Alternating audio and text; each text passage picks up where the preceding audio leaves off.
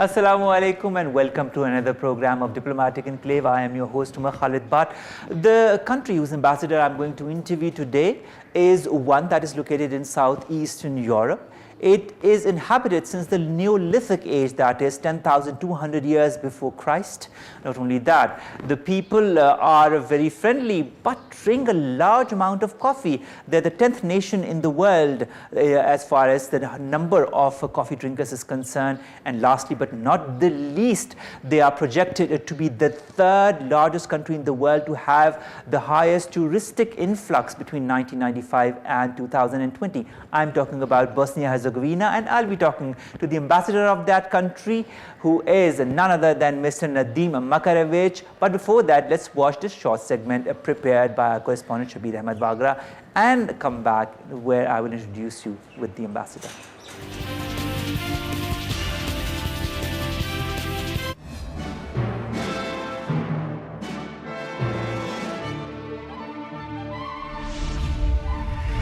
Bosnia and Herzegovina is a country in southeastern Europe.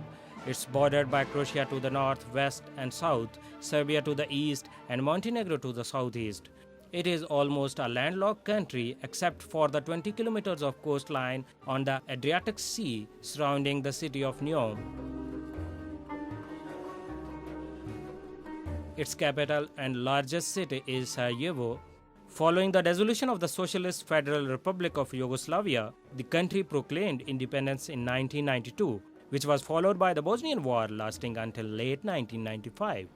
Today, the country maintains high literacy, life expectancy, and education levels and is one of the most frequently visited countries in the region, projected to have the third highest tourism growth rate in the world between 1995 and 2020.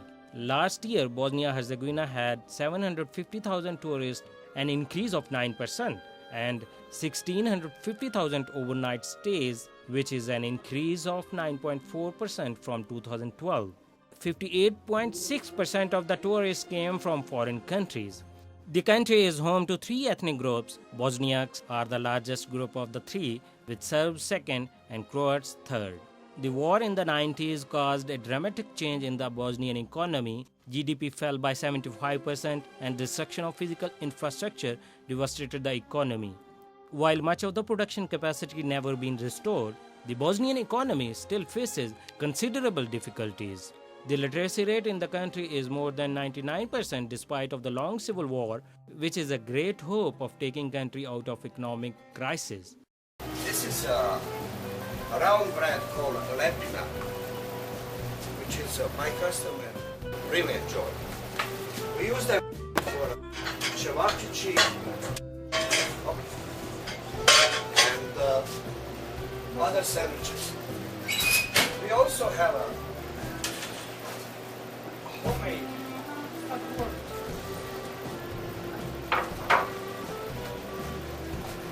buckwheat bread, which is real delicious.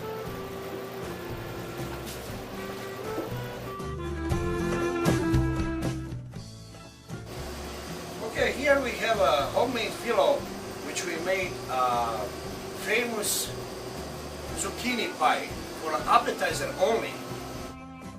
Bosnian cuisine is a balance between Western and Eastern influences. As a result of the Ottoman administration for almost 500 years, Bosnian food is closely related to Turkish, Greek, and other former Ottoman and Mediterranean cuisines. Bosnia and Herzegovina has produced many athletes both as a state of Yugoslavia and independently after 1992. The most important international sporting event in the history of Bosnia and Herzegovina was the 14th Winter Olympics, held in Sarajevo from 7 to 19 February 1984. Joegoslavië. Hij werd geflankeerd door Samaranch, de IOC-president en de voorzitters van het organisatiecomité. Het team van Oostenrijk.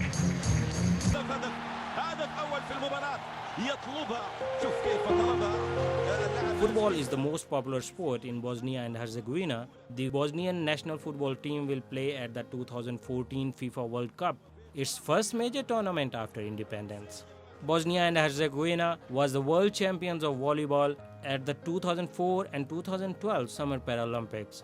Many among those of the team members lost their legs in the Bosnian War. Nedim Makarevic is the ambassador of Bosnia and Herzegovina to Pakistan. He holds degree in electrical engineering from University of Applied Science in Germany.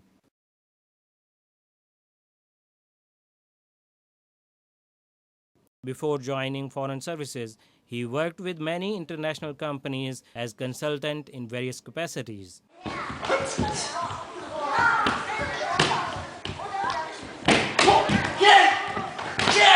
In 2008, the Bosnian ambassador remained world vice champion in karate fights in Germany and also loved to play guitar.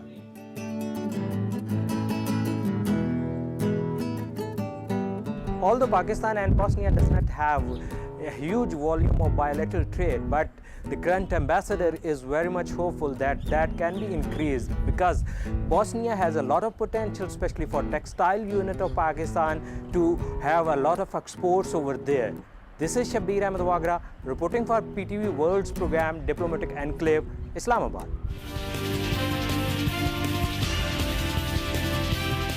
Welcome back. You're watching Diplomatic Enclave. Of course, I'm your host, Omar Khalid Butt, and I am interviewing the ambassador of Bosnia and Herzegovina, His Excellency Mr. Nedim Makarevic. We were talking about relations between Pakistan and Bosnia and Herzegovina, but of course, we're going to divert a little bit and talk to him about the country that is Bosnia. Mr. Makarevic, tell us a bit about the history of Bosnia. I mean, I know that Bosnia was inhabited way back in 10,200 BC, that is the Neolithic period. From then there was a medieval period and was the Ottoman period. Then the Yugoslav period came in. You've got two types of Yugoslav periods rules. Could you just highlight a little bit concisely about how you came about to be Bosnia? First document about telling about the Bosnians was during the Byzantine Imperium on the 6th, 7th century, where we had a kingdom, and this kingdom has been improved itself since hundreds of years until the Ottoman came to our territory. During the Ottoman period, and it's also very interesting, all Bosniaks they are converted to Islam. Okay. So, and very special thing about Bosnia is first we are actually only European nation, Muslim European nation, and we remain since Osmanic period until now as Muslims. We have also Albanians, but they didn't convert completely to Islam. They remain to be partially Catholics and Orthodox, but in our case, we converted completely. That's one very significant, special thing about us. So after Ottomanic period, we have monarchy of Austrian-Hungary monarchy. And the beginning of 20th centuries, we have a kingdom of Yugoslavia with more Serbian hegemony. After it, we had a short time of Croatian state, independent Croatian state during the Second World War, and after it came the Socialist Republic, Federative Socialist Republic of Yugoslavia with Tito as a president. And that was the case until '92, and then we had a war after claiming for our independence between April '95 and December or end of November '95. Tell us a bit about the way your government works. I know that there are two separate units. We have Bosnia and Herzegovina as a state. Okay, that's a fact. We just distinguish between two entities, between Federation of Bosnia and Herzegovina, and then we have our Bosniaks and Croats, Muslims and Catholics, mostly on that part. And we have entity Republika Srpska, which has most of Orthodox Bosnians there, the Serbs. From the federation side, we have also classification with so-called cantons. It's a kind of government policy which it's one middle layer between local and state jurisdiction. Like in Swiss, they have also cantons. We have each parliament has its own, each entity has its own parliament in federation and in RS, and we have, of course, state parliament. Then we have beside it presidency. It's also a special way how to have a president. We have 3 presidents, Okay. 3, not 1, and they rotate. It's kind of protocol thing. I mean, you have also one man who's in charge. Okay. But since we have 3 entities, we have 3 presidents for the Bosniaks, for the Croats, and for the Serbs, and we have rotation system every few months. So it's but the power stays with the president. Yes, we have more focus on the president. All right. Let's talk a bit and understand what your country is all about. It's mostly mountains, if I'm not wrong. But despite that, it's almost 50% of forest. So it's a beautiful Dolly state.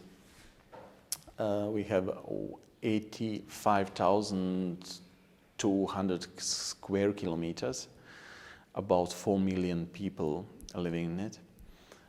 It's a mountain country, so we had also Olympics in Sarajevo 1984, with lots of wood, with lots of highest quality drinking water.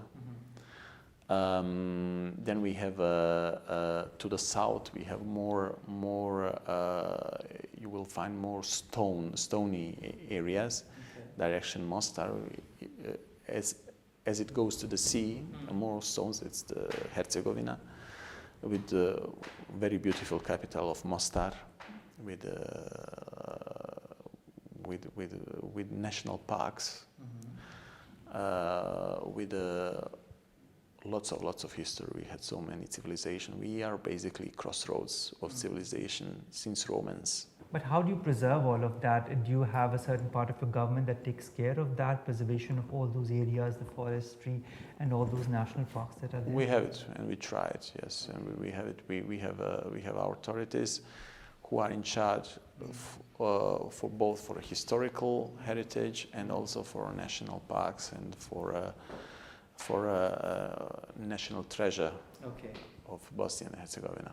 Well, speaking of national treasure, of course, your people are also your national treasure, and you've got 3 different ethnicities, if I'm not wrong. You've got the Bosniaks, you've got the Serbs, and you've got the Croats. What is the percentage of all these 3 ethnicities, and how do they live together? Is there an issue, or do they live in harmony? The last people counting, the previous one was in 92. So the numbers, the figures of the counting in the year 92 were that we had 43% of Bosnian Muslims, Bosniaks, that we have 70% of Catholics and 32% of Orthodox Christians. So now, but it's not confirmed, it's changed. So the number of the Bosniaks increased up to 53%. The number of Croats decreased to 13%, and the Serbian population remained more or less the same. But it's not confirmed. We will have our numbers, we will have our figures in the next time. So, different ethnicities, different religions. Is there a predominant religion in your country? I mean, what I'm asking is there a state religion? No, there is not. We are a democratic republic with the 3 main religion, but we have also minority of Jews. We fully recognize them. Those are Sephardi Jews, which are basically refugees from the Middle Age, from their problems in Spain, so-called Sephards. So we don't have one religion which is predominant. Is there any state language? And it's Bosnian. We have also, as we have three entities, we have also three languages. We have Bosnian, Serbian, and Serbian language and Croatian language. But we are speaking here basically about the dialects. So we understand each other 100%. Well, that's of course quite interesting to know. Talking about the economy of your country, you were formerly a mixed economy, but now you're making transitional liberal reforms. Could you highlight what they are? So, we had a transition from the nationalist, from the socialist kind of approach of the economy in the previous Yugoslavia to private sector. And there are, so we are open for investors. There are no liberalism impact in approach of the economics in our country. So the most of companies are now in the private sector. There are some companies where the country is the shareholder, more major shareholder, more than 50%, such defense, for example. But basically, it's a capitalist approach, a capitalistic approach of the new markets.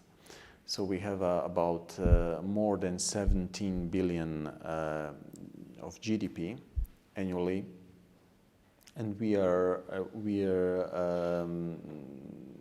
into the equalizing of imported export of our goods. Products which are mainly exporting are metal products, minerals, different kind of minerals. Then we have our electricity.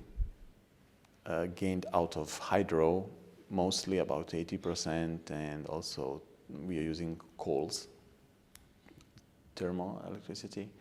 And on the end, we are also, we have a very strong timber industry. We do have also the new fields which are impacting our GDP. Most 5% of our GDP is in the tourism. You were talking of exports and imports, but you never told me what your country imports from other countries and which are the major countries with whom you've got a trade pact to import stuff. The main country would be our neighbor country, Croatia. Then we have also Serbia. But if you talk about the foreign countries, in that sense, then Germany definitely. Okay. So we importing lots of machines, chemicals, different kind of materials, textile, leather, agriculture machines, cars, and industry machines. That would be what we need. So. One of my target, maybe also prime target in my mandate here in Pakistan, is to increase exactly the trading between Pakistan and between Bosnia and Herzegovina. We need to improve there. We have great bilateral connections since years, but on the trading level, we need and we can improve. For example. I saw here, since I'm shopping in Centurious Mall, I noticed that the Pakistani people, they like food. They like nice food, and I saw that they like sweets. Yes, a lot of European sweets. A lot of European sweets, which are not cheap. So they're expensive. They're also good, but expensive. But you have potential for it to buy it. You want it also. That is so true. But speaking of trade between Pakistan and Bosnia, President Izetbegovic came in 2012. He, of course, signed 2 MOUs with the then government, in which one of the MOUs was for a joint chambers of commerce, close cooperation between both chambers of commerce of Bosnia and in Pakistan. And if there was also another MOU on defense cooperation. Are there other MOUs in the offing, and could you highlight if there has been any progress made after the signing of the MOUs? Definitely, especially in the defense field. And also our Chamber of Commerce are they have bilateral, they have contacts, but we need, we need the people who are, we need real businessmen. They can, so that they can smell the opportunity. For example, I give you one example. So you have problems with the quotas. You have a very strong textile industry. You want to export. Exactly. You cannot. This is one very strong sector which we can export anywhere in the world because of the quality of fabric that we have. Yes. It's not the quality. It's also about the tons and tons of products which you can offer, but you can't export it just like that because you have quotas. You have limitations. In Bosnia and Herzegovina, we do not have any limitation about exports. So you can import your goods from Pakistan, and you can just finish it as unfinished products and finish it in Bosnia and to have a label made in Bosnia, and then you can export to the European Union. In the next years, when we will be part of European Union, then you have your both fees inshallah. Then you have your both fees in European Union. And before that, it's possible to make nice business. I noticed that lots of Pakistani business people, they don't understand the GSP plus, what you have achieved. This is just like a test project because it's limited, time limited, it's limited on the number of products, and all the products are unfinished. So you cannot gain lots of money. You just need to improve yourself there. But since in Bosnia we don't have any quotas, you can have long-term export to the European Union via Bosnia as an interface. Okay. So I believe it's a great chance. A great chance for Pakistan, says Ambassador Nedim Makarevic. I'm in conversation with the Ambassador of Bosnia and Herzegovina. We'll be back. We'll talk more about trade between Pakistan and Bosnia and Herzegovina and other issues after a short break. Stay with us.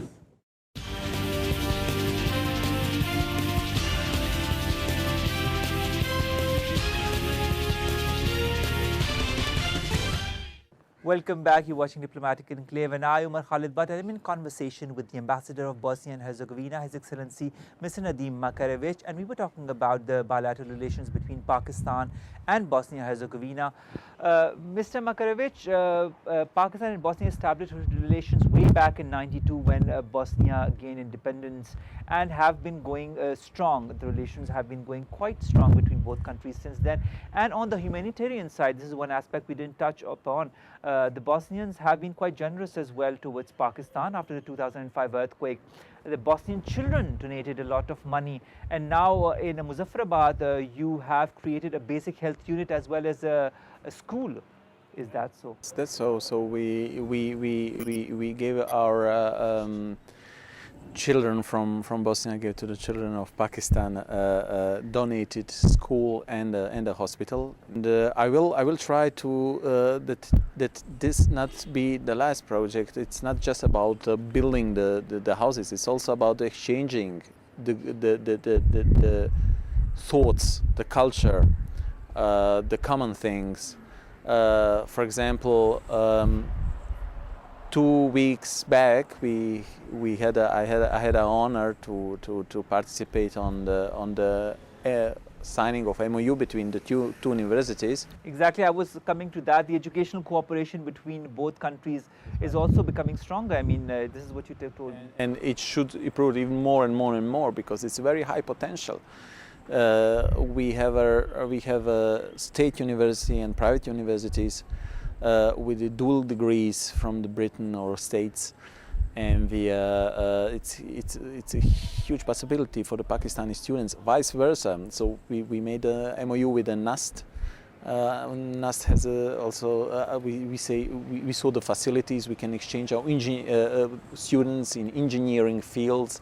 I'm sure there will be great synergy effect to the professors and also to the students. So we start on it. We agreed also. Our delegation were here, your delegation, a few months back, and now we start with the scholarships. Well, cooperation can also be extended to the communications field. You've got very important newspapers like the Oslo Bojornje, that is one of your famous newspapers. Then you've got a lot of television channels. You've got the Al Jazeera Balkans, that is a channel specifically created for your region. As far as freedom of media is concerned, you're also quite out there.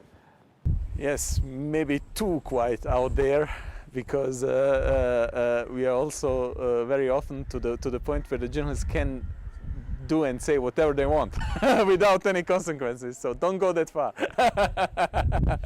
But we are really, and it's important for everyone to say his to express his opinion, and we are supporting it. Exactly, but how many newspapers do you have in general in your country right now that publish? So I to be honest with you, I didn't count it, but it's lots of them. I'm not less than 50. Okay. And what about the magazines or television channels? So we have lots of small private channels. So that you're losing your overview. How many channels do you have? So there are very few state channels, but there in every small city you have local televisions, and lots of companies with a cable television of merging some local television. So there are lots of them, more than 100. You know. And how about radio? Do you have an interest in Bosnia as far as radio is concerned? Yes, of course. We like music, so it's like Pakistanis also, and we have a radio in every small city, in every. Well, you were talking about radio and music, of course. There are different types of music in your country, whether it be the Ganga, the Rera, of the typical Slavic music, or if we talk about the pop music sensations, you've got Dino Merlin, who's very famous over there, and folk songs such as the Sevdalinka, that are very famous. Tell us a bit about music in Bosnia. Music is very important, you know, in our culture, in our mentality. So we have songs for the common people, folk song, and we have also a big influence of the Western music. So we have a kind of, with the time, we developed our own direction. It's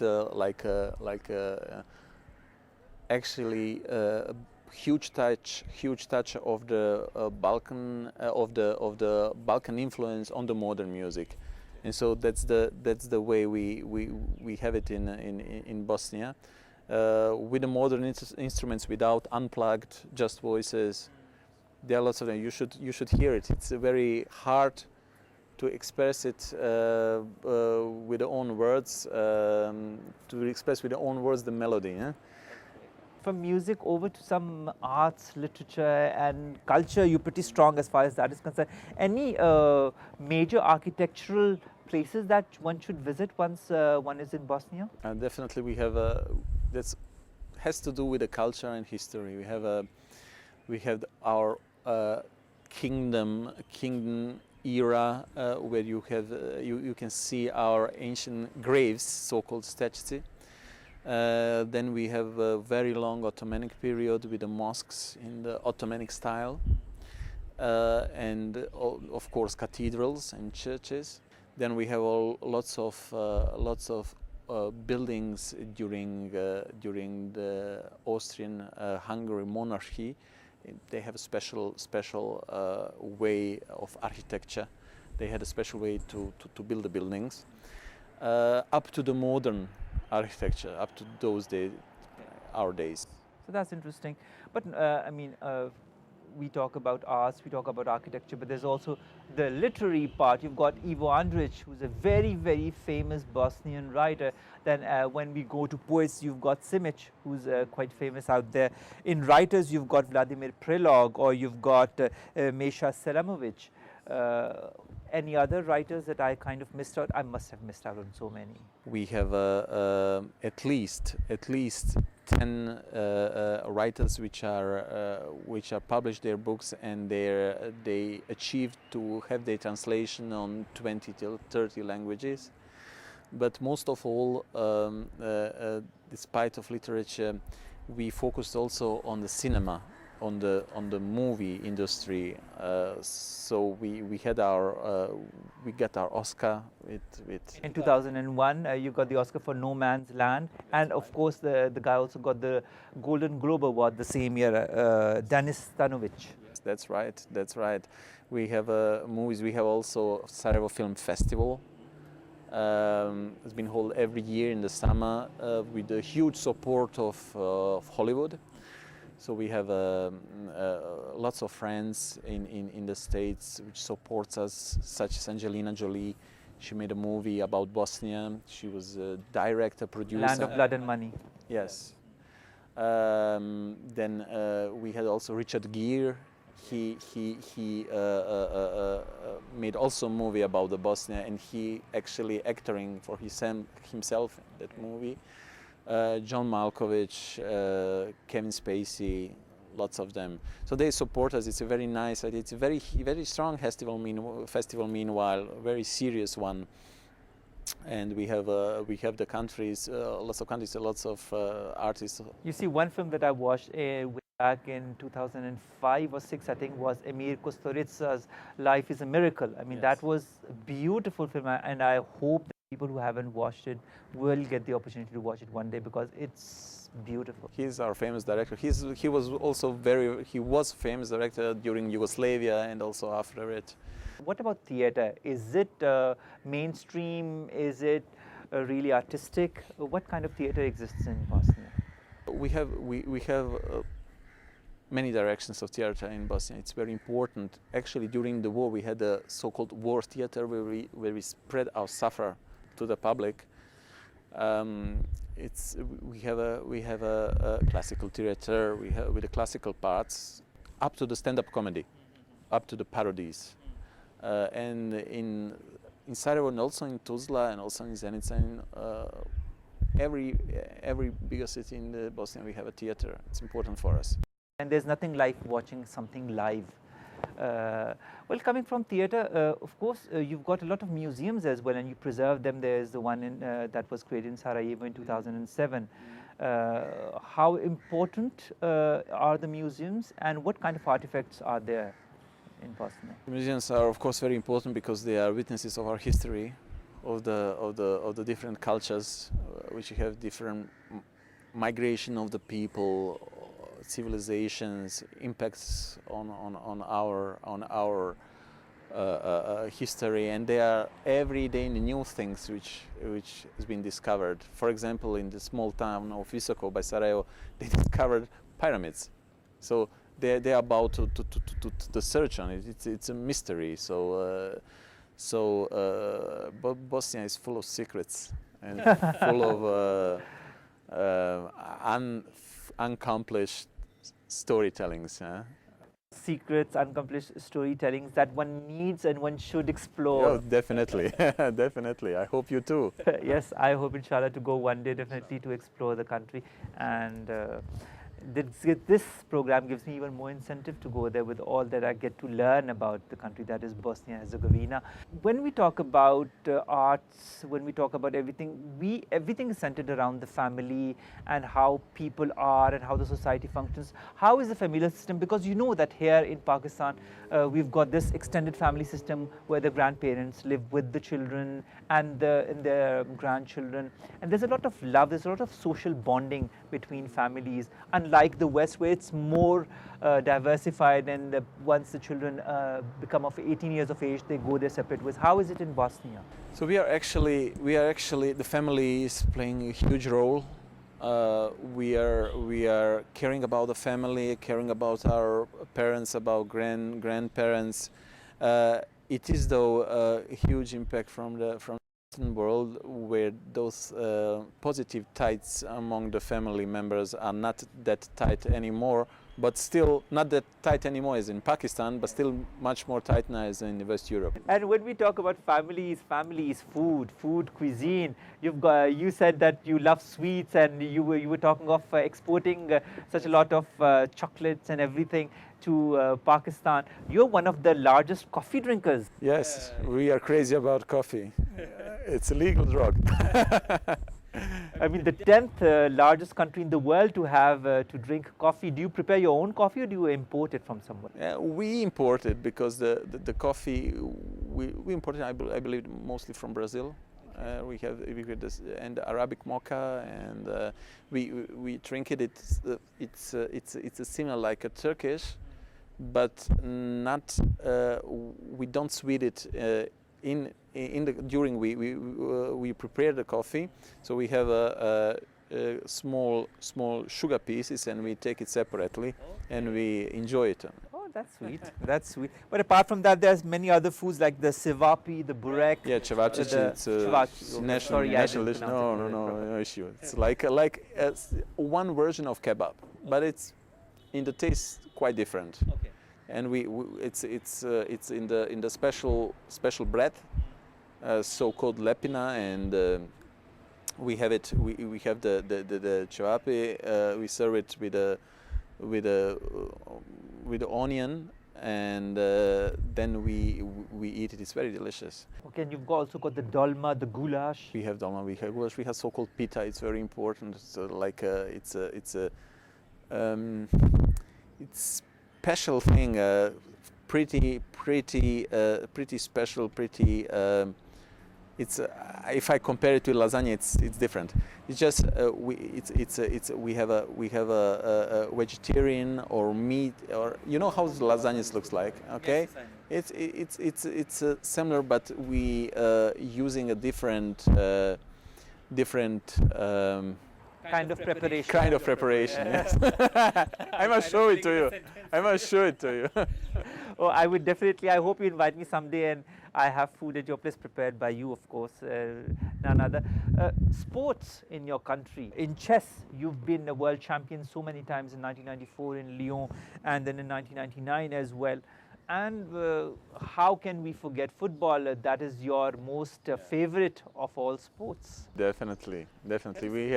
We have players in Premier League in England, in Bundesliga in Germany, in Italy, Prime Leagues, everywhere, and we were first in the group to qualify to Brazil, and it's also the first time that Bosnia is on the World Championship in football. It's also huge national political event, and I'm looking for it. Speaking of sports, you yourself have been personally involved in sports. You were the vice champion of the world in karate. Years back. Now I'm old. Oh, come on. You're the youngest diplomat you've got here. It was back 2008. I was second in the world. Before it, I was also champion of German Cup, and then I went to the World Championship. And I had luck to be second. Something that nobody knows about you. I mean, maybe your family. I don't want that they will be if anybody afraid of me. If you're not happy with somebody, you can always. Yes. If I don't like him, I'm give him a link to read, and if I like him, I just be quiet because. Well, there you have it. I was in conversation with the ambassador of Bosnia Herzegovina, His Excellency Mr. Nedim Makarevic. We talked about a lot of stuff in a very casual manner, whether it be the relations between Bosnia Herzegovina and Pakistan, and what the country that is Bosnia Herzegovina has to offer for people who want to visit it. Of course, it's the third largest touristic place to visit in the world as per the World Touristic Organization. So go have a visit, go watch, and go for sports activities even if you want to go there, because it's such a beautiful destination to go. I, for one, I can assure you, will go there. This is Omar Khalid Butt signing off with another program, a drizzling program, I say, because it has started to drizzle a bit over here, of Diplomatic Enclave. We'll be back, of course, next week with another show and another guest. Stay tuned right here on PTV World. But don't go away anywhere, because I have a little surprise for you. Our guest, our ambassador, the youngest diplomat in Islamabad, if I might add, and the karate champion. I'm afraid a bit from him that he might give me one chop if I ask him the next question. But Mr. Makarevic, would it be possible for our fans on PTV World if you could kindly sing or play the guitar for us? Because I was recently at a reception and I got to know that you play the guitar and you play it very well. Everybody was talking about it. How did you know that? I mean, that's a Swedish ambassador. I will speak with the Swedish ambassador. Please, that will be a lovely rendition if that's possible. For all of us who don't know that you're a karate champion and now also a guitar player and a musician. A bit, not a very good one. I can try it That for is you. for us to judge. But you will cut it if it's not good. So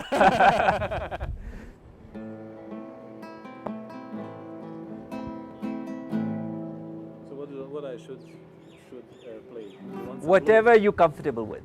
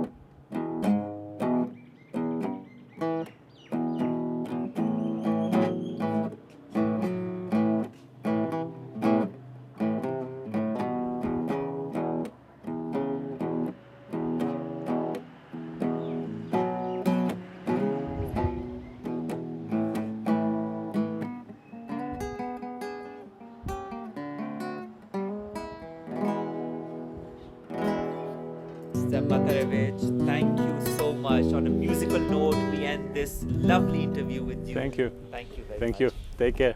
Take care. Bye.